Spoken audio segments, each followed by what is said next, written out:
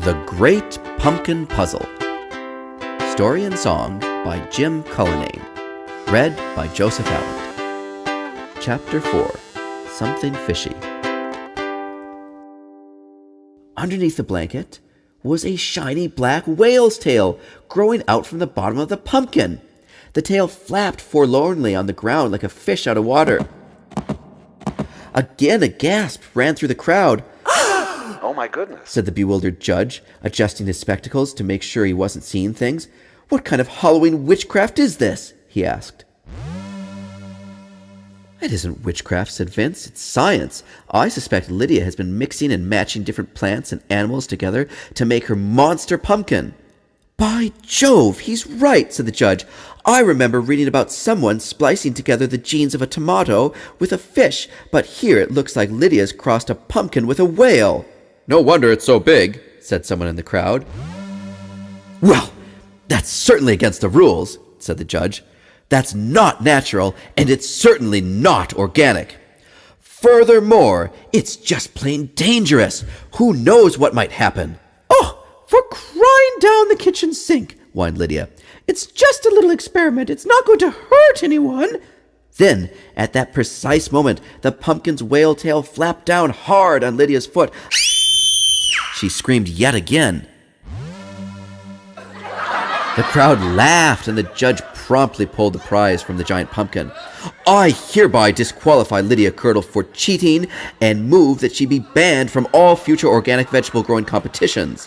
Lydia rubbed her sore foot, furious and fuming that she had been beaten by a bumblebee. The judge smiled. So, this means first prize now goes to Vince for naturally growing such a magnificent pumpkin. Well done, Vince.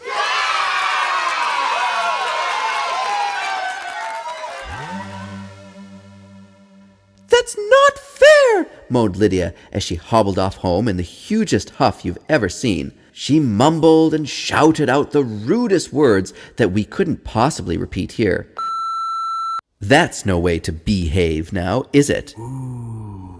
Then the judge asked Vince to say a few words. Thanks heaps, said Vince, but I didn't grow my pumpkin all by myself. I had a little help from a little friend. He nodded to Bridget, who Bumblebee blushed.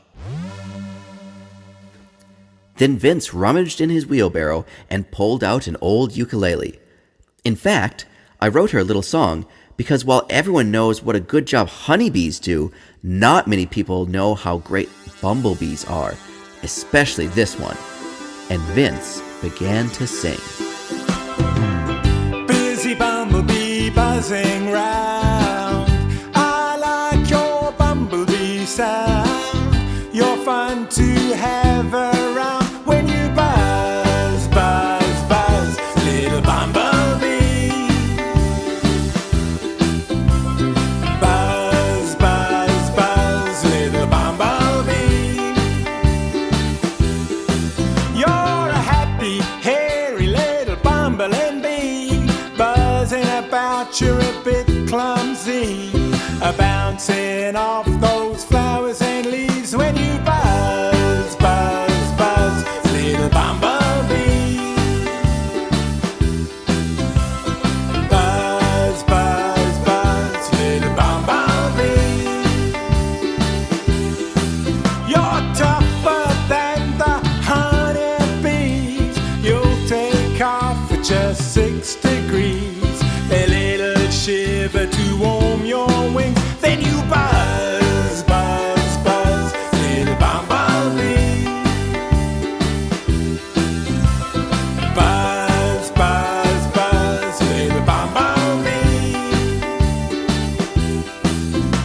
Lots of birds chirp and tweet, and while their sound is pretty sweet, the garden sound I really love is that low down bumblebee.